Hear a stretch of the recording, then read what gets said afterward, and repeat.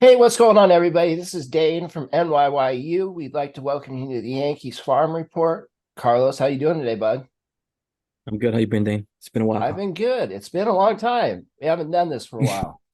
Excited. So, the very first thing we wanted to jump into is the IFA list came out, and we have an idea who the Yankees are going to sign for this year. So, do you want to tell us about those guys? Well, the IFA, the top 50 came out. The Yankees had three guys on that list. Their top player would be Francisco Villario. He was ranked at 15th. 16-year-old Uh-huh. kid, righty, 6'2", 160, 50 hit tool, 55 power, 55 run, 55 arm, and overall 55. Then you also have Steven Martinez, 16-year-old outfielder, righty, 6'3" kid, 50 on the hit tool, 55 on the power, 50 run, 55 arm, 55 overall. And coming in at 50, they have the shortstop Abdiel Feliz, a switch hitter, 50s across the board, and overall 50 grade from MLB Pipeline. Now, of those three kids, who excites you the most? Probably Velario. But one of the guys that I was a little shocked to not see on the list here was Steven Romans. Uh-huh. I thought he would have been in the top 50 when I spoke to Nick. Nick also was he was a little surprised. He expected him to be in the top 50. Yeah. Um, he didn't expect Feliz to rank so high, but yeah, it was a little surprising.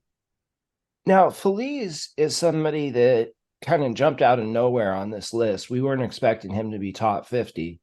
And when you look at that profile, it says he's one of the pure shortstops in the class, one of the few. He's a switch hitter. They say he's defensive first, but the bat's coming around. I think that's a really interesting profile.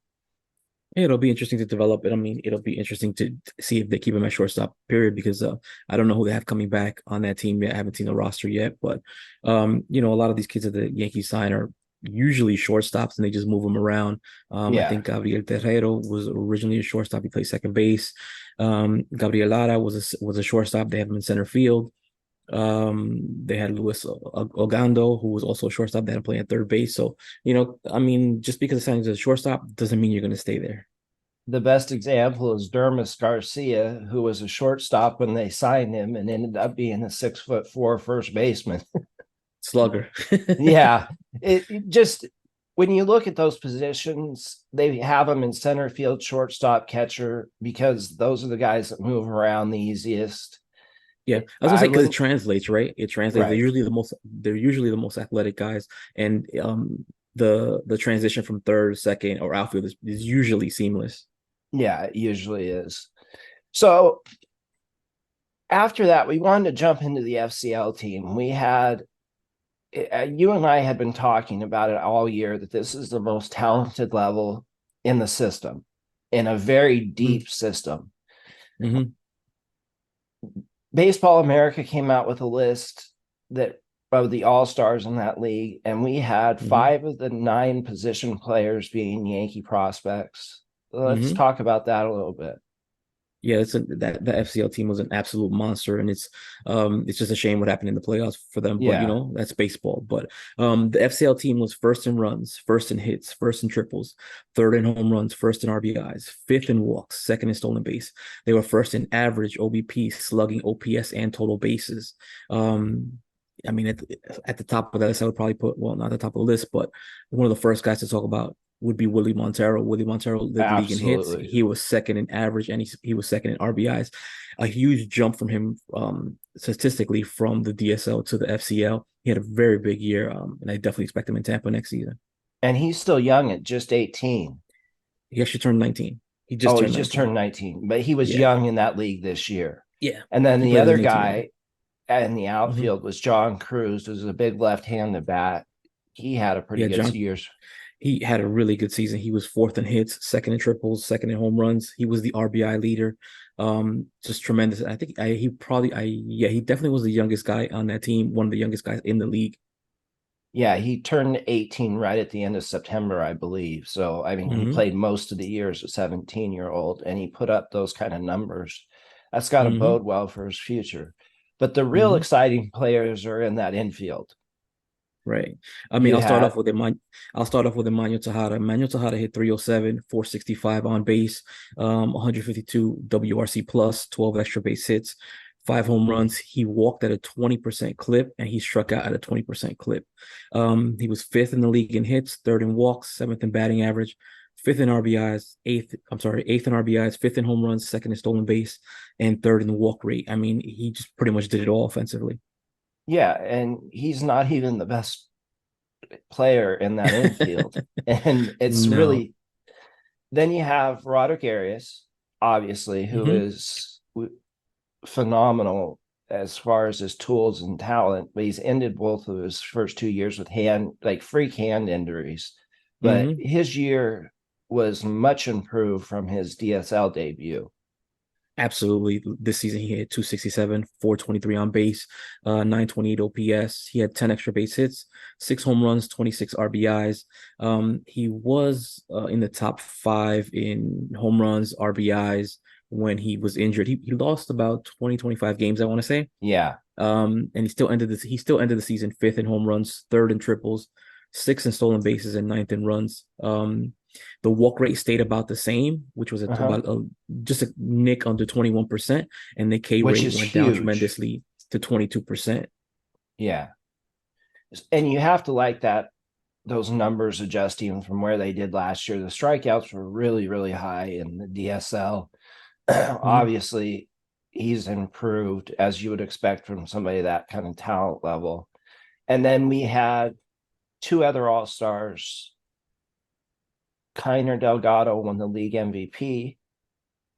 Yeah, and I think he was the top prospect is what he was also ranked. I don't think he was the Yes. MVP. I think he was rated the top prospect.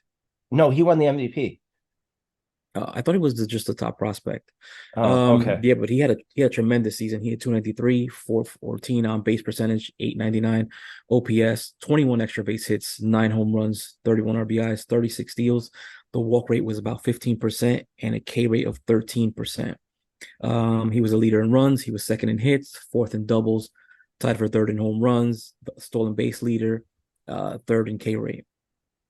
That's just unreal. And he's a switch Mm-hmm. hitter. It's really rare to find a young kid that's so advanced from both sides of the plate with their swings. Usually one Mm-hmm. side's ahead of the other. He looks seamless on either side of the ball. Um, I don't I know. gotta say I'm really excited to see what he does at the next level. But I'm So am I. also interested in what the Yankees are gonna do, right? Because you have Lombard already there. Then Arias is probably gonna be there. Then you have Emmanuel Tejada. Then you have Kiner Delgado. And then you also have Rock that's there as well. And they're not moving. I can't see them moving, Rock up to Hudson Valley when Jared is still there. So where exactly are some of these guys gonna play? You'd probably think that Tejada starts in the FCL again. Or I third base. I mean, they don't really have a third baseman. I think Bo Brewer was who they had playing third base last year. Other than that, I mean, unless they move Lombard over, but I read this sometime a few months back that they had no intentions of moving Lombard.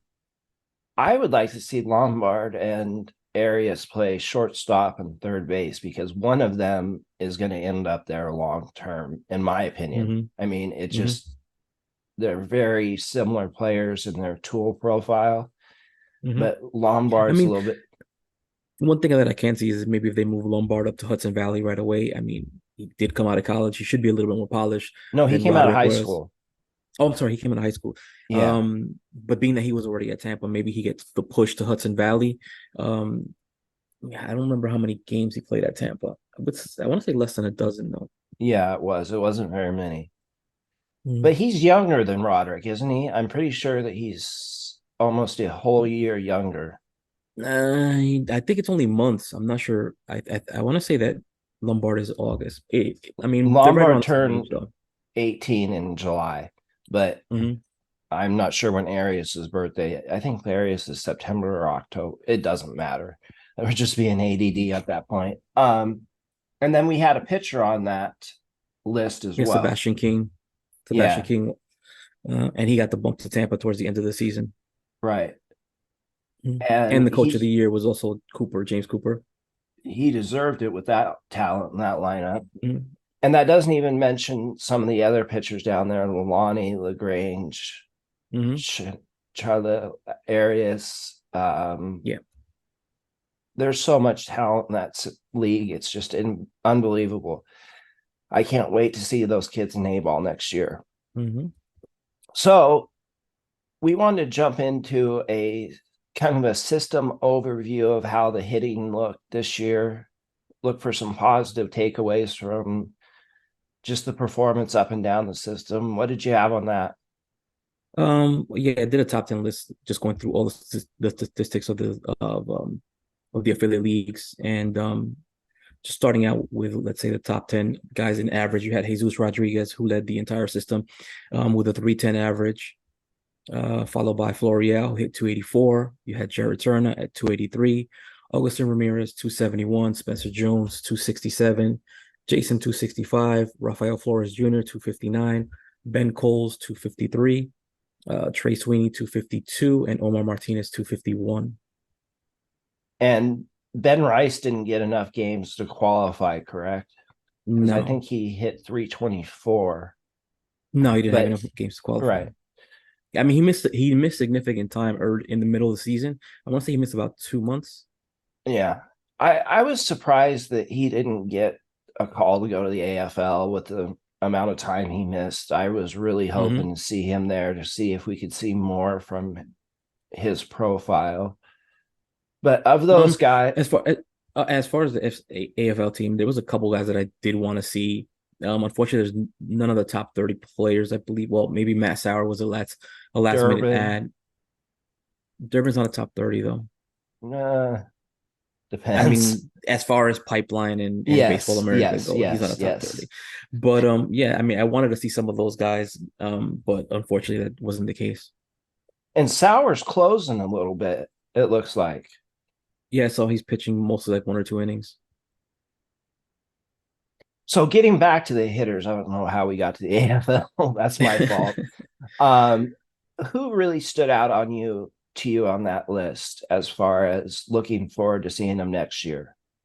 Well, Jesus Rodriguez was probably the Yeah, most surprising. I mean, I can't. Well, I shouldn't say the most surprising because I think he was second in the FCL last season in hitting, and he hit like around 340, I want to say, in the FCL last season. Um, Probably Florial, he had 284, which puts him at second in the system. yeah, Jared is 283, Augustine 271. Uh, those are guys that well, Jared and Augustine definitely are guys that I can't wait to see what they do next. yeah. Um, he had Spencer Jones at 267. I don't know how many games he had at Somerset. I want to say about 20, 25, maybe Something real around there. close to that. So it'll be interesting to see him next season, and I really hope that he works on that K, on that strike zone or on that plate discipline and brings it down some, so that he can get back on that path to a quick path back to the Bronx. Yeah, I've been down on Spencer Jones because the strikeout rate, the swing and miss, the Hmm. plate discipline. But I had made that decision before I saw him get to Double A. I didn't really Hmm. watch many of his at bats in Double A until a couple of weeks ago. He did make some adjustments. I have to give him credit for that. Hmm. The Yeah, I think he strikeouts finished the went, season strong. yeah, the strikeouts went down. It at least gives you something to believe that he can build on for next year to get Hmm. back to that top prospect ranking that we thought he was this time last year. Hmm. The other guy for me was obviously Jesus Rodriguez. I've been talking about him to you for months now. I Hmm. really like that kid's profile. It's so unique that you don't know what it is there yet, Hmm. but you know that there's going to be something that's pretty good there. Yeah, I mean, he's one of those guys that you just plug him in wherever, it doesn't matter what glove you give him, and he's gonna hit. Yeah. And being a catcher first makes him incredibly valuable as a bench piece going Hmm. forward. If that ends up being his role, he could, the way he hits, he could end up a lot better than that. Moving on to on base, you had Jesus Rodriguez was the leader at 399. Florial was at 380. Jason 377. Carlos Narvaez, which was a little surprising to me to find him here at 370.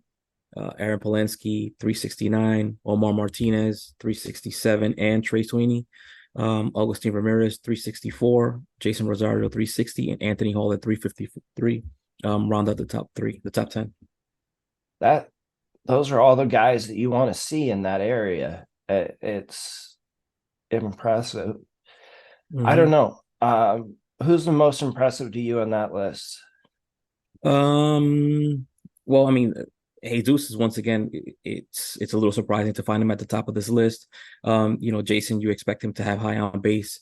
Omar Martinez, I think, probably took a significant jump. I want to say where he stands out because it didn't really notice him last season. And of course, Augustine Ramirez at 364. I've been so impressed with Augustine's bat. I mean, the kid started in low A, finished in double A, and the Hmm. statistics are still top 10 in batting average, on base percentage. I mean, it's pretty impressive for a kid that was in the FCL last year to be this highly performed this The well jump at that he the made, yeah, it's just a big unreal. jump. Hmm. And by the way, I dropped a highlight reel for this for Augustine Ramirez season today. If you Yeah, I guys want, you could watched check that that out. this morning. Please go check that out. You got to see the way this kid hits. It's just absolutely incredible. And moving on to slugging, you had Esteban Florial led the organization with 365.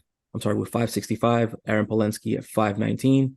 Jared Turner 363. Augusto Ramirez 455. Jesus Rodriguez 450. Omar Martinez 445.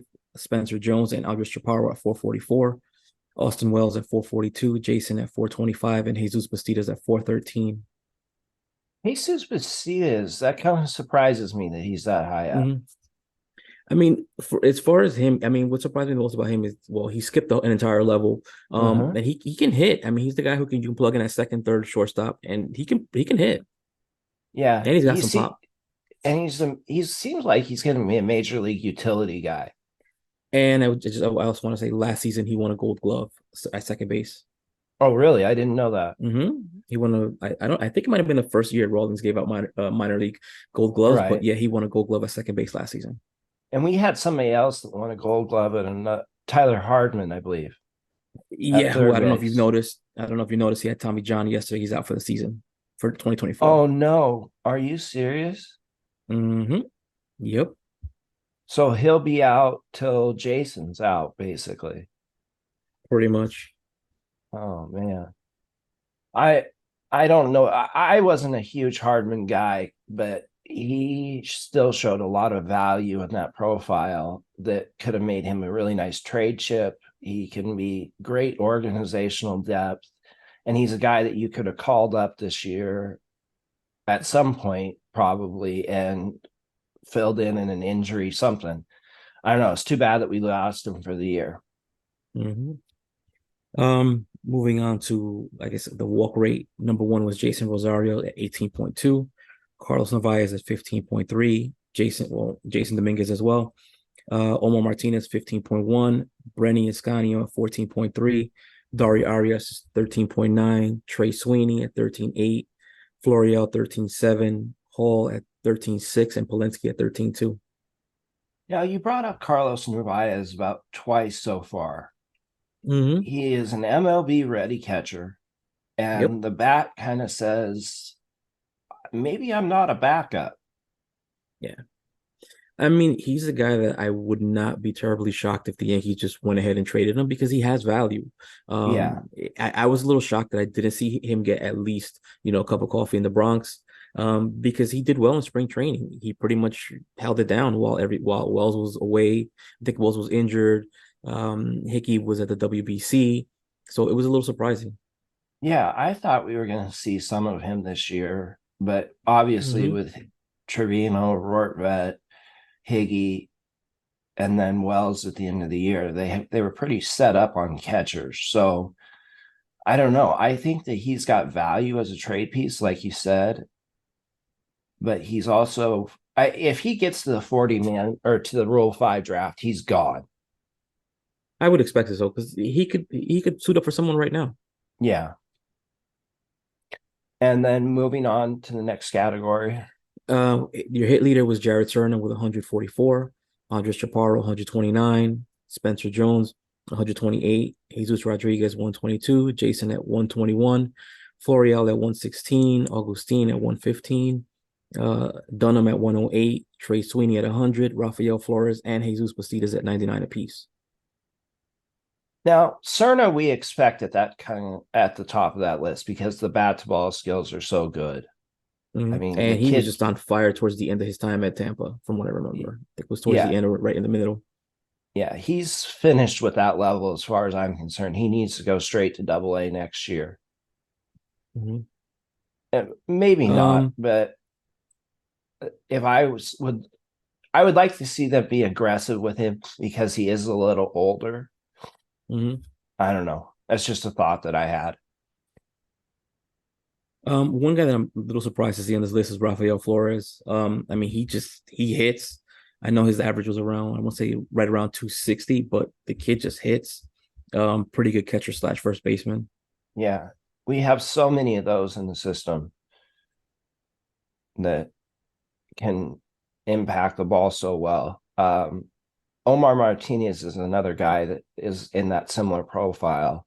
Mhm. So All right, moving on to doubles, you had Spencer Jones was the leader at 29, Jared 28, Dunham 25, Wells, Augustine, Chaparro 24, Florial at 23, Jason at 22, Jesus, Palensky, Sweeney all at 20, Vargas at 18, Cowles, Narvaez 18, Rosario at 17, and Omar Martinez and Bastidas at 16. now, do you have any hope for Dunham?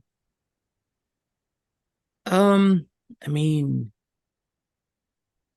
he struggled bad at Scranton. He did. They sent him back to Somerset for him to try to recoup some of the swagger that he had lost. And he did. I think he did well at Somerset. He did very Um, well. so I don't know what the plan is moving forward with him. I thought we would have seen him as a fourth or fifth outfielder at some point this season. Um, but You that and I just wasn't the both case. Like did. I said, yeah, he struggled pretty bad at Scranton.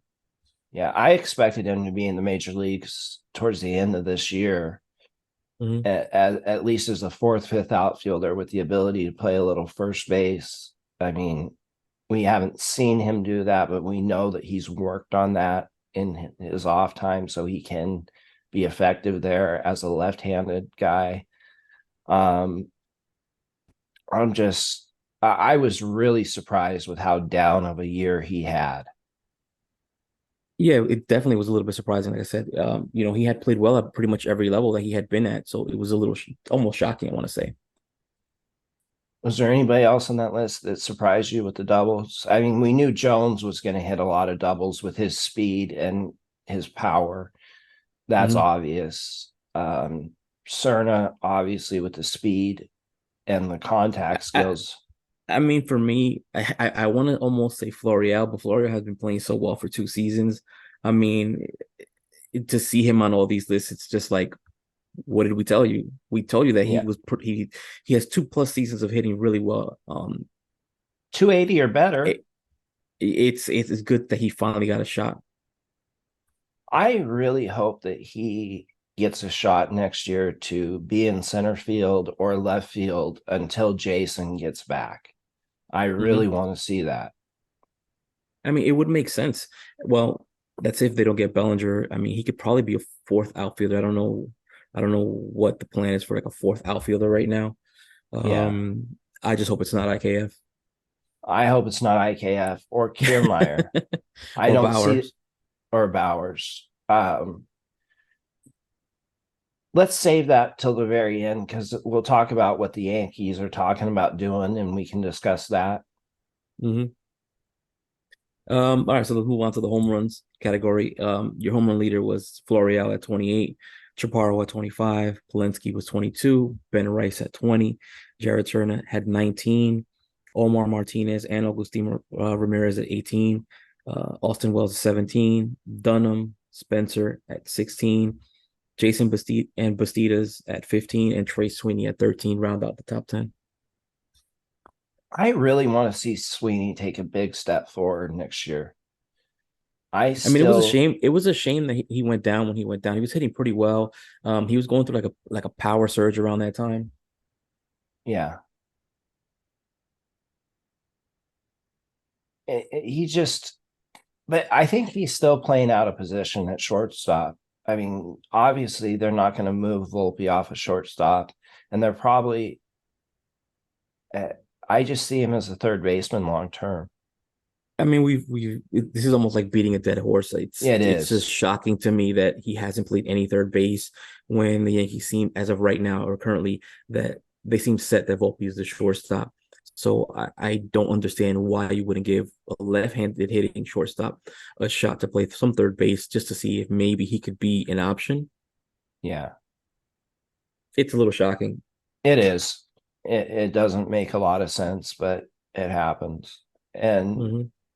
next category, You had your RBI leader was Chaparro with 89. Um, Florial 79, Serna 79, Jason 76, Wells 72, Omar Martinez 71, Augustine 69, Ben Rice, Polanski at 68, Spencer 66, Jesus 62, and Alexander Vargas at 53. Vargas on that list kind of surprises me with the season he had. I wouldn't have picked him to Yes, be there. yeah, a bit of Uh, up and down. I mean, I think it's because he had a really, I think I want to say the second or maybe third month of the season. I remember he was really hot. He was just locked in, and I thought, okay, he seems to have been to found his weight once again, but then it was just back and forth to up and down from him. I, the other guy on that list that just irritates me that he never got a shot was How did Andre I know? Chaparro. Mm-hmm. Well, he's been listed in the home runs, RBIs, batting, most of these categories, he's been in the top 10, and he never Mm-hmm. got a look. I understand the defense is not great at either third Mm-hmm. or first, but the kid can hit. Mm-hmm. And for a team that's lacking offense, to never give somebody who hit 25 home runs, had 90 RBIs a shot doesn't really make a lot of sense. I mean, it doesn't, especially when you had the opportunity when Stanton went down for what, a month plus, I think almost 2 months, I want to say. Right. That was a perfect, that was a perfect opportunity to slot him in at DH and just to see if he can provide some offense because I do remember the Yankees were struggling offensively around that point. Do you think there's any chance that he opts to come back to the Yankees, or do you think that he goes somewhere else as a minor league free agent? I mean, I can't see it because there's probably some other small market team that would probably give him a shot. He has a powerful bat. I could see him playing, I don't know, Miami maybe Colorado. or that, yeah. I mean, there's lots of places. I just don't see him back for any reason. That's just my Mm-hmm. opinion, but I think he's going to get opportunities elsewhere. Mm-hmm. I definitely agree. Okay. Your runs leader was Jared Serna with 90, Jason at 89, Florial at 83, Chaparro 82, Augustine 73, Polanski 72, Elijah and Spencer Jones with 71, Trey Sweeney at 67, Omar and Jesus at 66, and Bastidas at 63 round out the top 10. Cerna just continues to be on every one of these lists somewhere in the top Mm-hmm. 10. And I know that we talk about him being an Altuve comp, but when you look at the numbers and look what Altuve does and what Cerna does, it's a very, very similar profile. I'm gonna say that I was very shocked at the 19 home runs from Serna. I didn't expect that. I think last year he in FCL he did. I think he did hit six, which tied him with the lead, which was Augustine and one or two other guys. But especially with that size, right? It was a little Yeah, yeah. shocking. He creates so much power out of such a little frame. It's Hmm. really impressive. And he plays good defense too. So it's not like he's Hmm. just a hitter. Uh, Hmm. I think that he could be a big part of the Yankees' future in the next couple of years. Yeah, he's definitely one of the guys I'm excited to see what they do next. Can't wait to get to Somerset. Mhm. So moving on, you had your walks leader was Jason at 83. He might have also led the league, I want to say, but I believe he did. and then you had Jason Rosario at 78, Brenny Escanio 68, Omar and Dunham at 67, Florial at 66, Sweeney and Chaparro 65, Narvaez at 64, Augustine 61, and Dari Arias at 58. See, those are guys that I wouldn't have expected Florial on a walks list. I wouldn't have expected Yeah. Chaparro on a walks list. Mm-hmm. Narvaez. Um, it just goes to show that the upper levels had more talent in them this year than the Yankees gave guys opportunities. I mean, if these guys are doing this in AAA, why and the offense is struggling so horribly at the major league level, why not give these guys an opportunity when they're proving themselves at double AAA? Yeah, I mean we spoke about that a couple times during the Yeah. season. It was just crazy how you needed offense. You had a couple guys that were, I think at the time Chaparro was locked in right when Stanton went down. I think he had a string of about 40 games, over a 40 game stretch where he was hitting somewhere around 360, I want to say. So it Uh-huh. was just a little while that they just never bothered to even give him a look or a shot. I mean, Yeah. not saying he was going to be the answer, but you know what? You should have called him up and just to see if he could have provided some sort of spark. Yep. L'Oreal should have been up earlier in the year. Uh, Mhm. you know, And the anyway, crazy thing about Florial is that I, I think up until that last game, statistically, he was probably hitting better than any of the prospects not named Jason that were called up. he was. He did. He hit better than I thought Wells came on a little bit at the end and hit a Yeah, at the little end he bit did. Yeah. better than Mm-hmm. Florial. But besides Wells and Dominguez, Flo was the most impressive to me Mm-hmm. of the kids that came up this year. I mean, I he was certainly better than Everson Pereira. Mm-hmm. Obviously, there's a Yeah, big I age think difference. yeah, he definitely played better than Everson. I would probably give Everson an incomplete because he once again he dealt with a couple injuries here and there, which caused him to miss, extended periods. So um I would give him an incomplete. But yeah, I think Flo was probably the best one of the kids not named Jason. Yeah. So what's the next category? The last category is stolen bases. You had Spencer Jones, which was your leader at 43. Wow. Jason hit 40, Kiner 36, Elijah Dunham 35, Jerry Turner 29, Floria was 25, Tejada was I'm sorry, Emmanuel Tejada was at 24. Aaron Polinsky, Ben Cow was at 23. Then you had Luis Suarez, Brando Maella at 22, Jesus Rodriguez and Bernie Escanio at 21. Jesus Rodriguez stole 21 bases. Yeah. Oh my gosh. Okay. That makes it even more interesting with his profile. Mm-hmm. Um, Now, the last thing that we wanted to jump into is a little major league news that we've gotten. We got a report that the Yankees are focused heavily on the free agent market on Yamamoto and that Mm-hmm. they plan on going at least to 200 million to get him. And then their plan is to trade from the farm and the pitching depth that they have to upgrade the lineup. Is that a plan that you think is going to successfully impact our Yankees next year, or do you think that that's a risky plan? Um, I think I'm sign me up for Yamamoto. I'm down for that. Okay. That All I'm down right. for. Um, and I want to see Drew Thorpe in the rotation, break camp with Uh-huh. the Yankees or early on. Um, as far as the Yankees making trades, I'm just gonna be straight. That scares me. That Yeah. scares me, It especially does over mean what's happened over the last two seasons. It just scares me. And I've told you that the only guy that I would be okay with trading for is Juan Soto, and even for that, I gotta know what exactly it is that I'm trading for because I think you're only getting 1 year of control if you're I'm only if I'm getting one not year. mistaken. Yeah, so it's not like I'm not handing over the farm for that. I know there's a lot of No, people who say just give them everything except for Jason and maybe Thorpe, give them everything. And I think I saw, I think it was Bobby Malone posted this a trade there of like Chase Hampton and Spencer and Jones for Soto. Even that, I'm just like, I don't know if I give up Chase. I'm okay with headlining it with like a Spencer, but I don't know about a Chase. But again, you got to pay to get. what about a package of Jones, Nestor, and Randy Vasquez? I mean, you could sign me up for that because I told you Yankees should have traded Nestor a season ago when his stock was at an all-time high. Um, I, I would sign up for that. One other thing I did want to know is or bring up is what the fuck is up with this Dylan Carlson shit? I have absolutely no clue. Why It are make people so in love with this guy? I Like, don't know. why? I look I at his don't numbers know. and I'm so confused. You want I another fucking 220 hitter?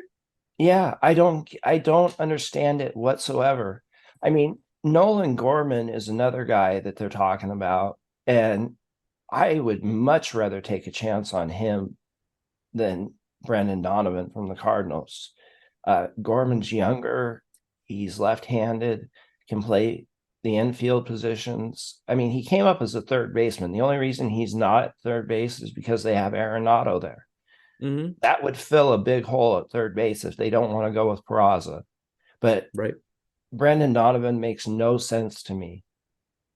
Well, the guy that makes no sense to me is Carlson. I don't see what the love affair is with the guy. I'm looking at Or his that's numbers what and I I'm just meant. like, what is it? What is it about this guy? Because I don't see anything. I see another fucking 220 guy. He's gonna come here, he's gonna get injured, he's gonna suck up, he's gonna suck. So the Yankees are gonna be and then people are gonna be saying, well, let's make another trade. Let's make another Right. trade. I don't get it. And I definitely don't sign me up for the Kiermaier shit. I have enough of injured players in their 30s. Yeah. There's no point in paying him 7 or 8, $10 million a year when Florial can do basically the same thing for $1 million. Yeah, I don't get it. I I don't don't get it. either.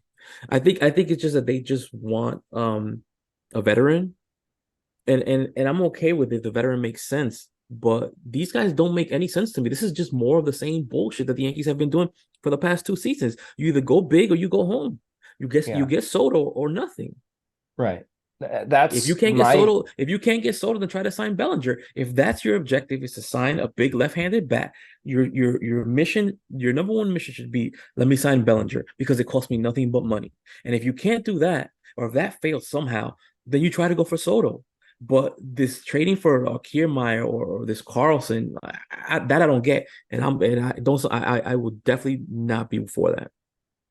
the thing with Bellinger is that we were told he's looking for at least 7 years at a minimum of 25 to 28 million. Well, That's a I told you before that it was going to cost a lot of money, and he's the obvious candidate, but the previous 2 seasons, what happened during those seasons scared the shit out of me. I don't blame you at all on that. I can't see paying him. He had a phenomenal year, but he's going to cost a draft pick because he is eligible to sign for the what's that qualifying offer. Excuse me. Hmm. Sorry about that. He's eligible for a qualifying offer. He's going to cost us draft picks. He's going to cost us international free agency money. I mean, and with those last 2 years, I want to see more than 1 year Yeah. of him being consistent before I just hand him the bag of $200 million and Hmm. hope that he's the best long-term left-hand answer for Aaron Judge the rest of his career.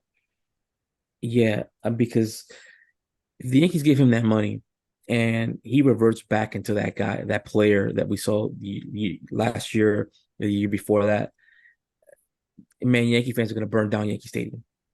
Yeah, they would have that dead money on the book. They would have Stanton's dead money on the book. And right now, Rodon looks like bad money. It may not be end up being dead money, but it does not look Hmm. like it's going to be a good investment, at least so far.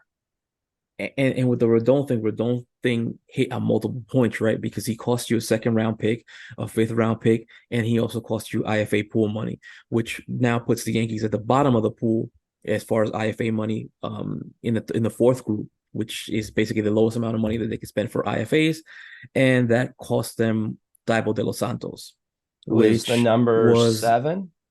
I think he was number eighth top Okay. international prospect on Okay. that list. And a real funny story, real quick, is that Daibel had hit me up during the season, and he says to me some shit like, oh yo, you're gonna post, can you post some of my stuff? Post some of my stuff. Because at this time he was tied with the Yankees. Yeah, He he was linked to the was. Yankees.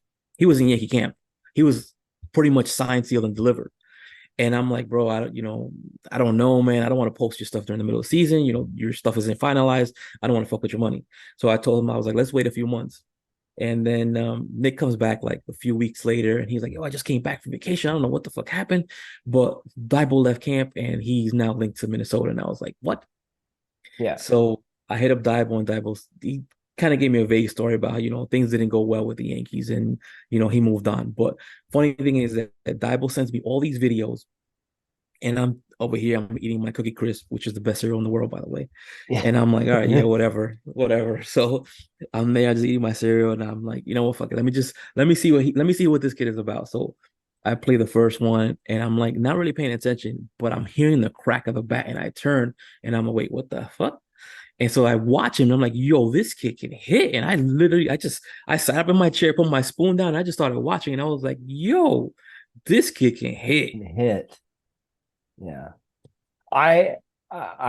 We are obviously on the same text chain as that. So I saw Nick come back and say he went to Minnesota, and I was just like, oh man.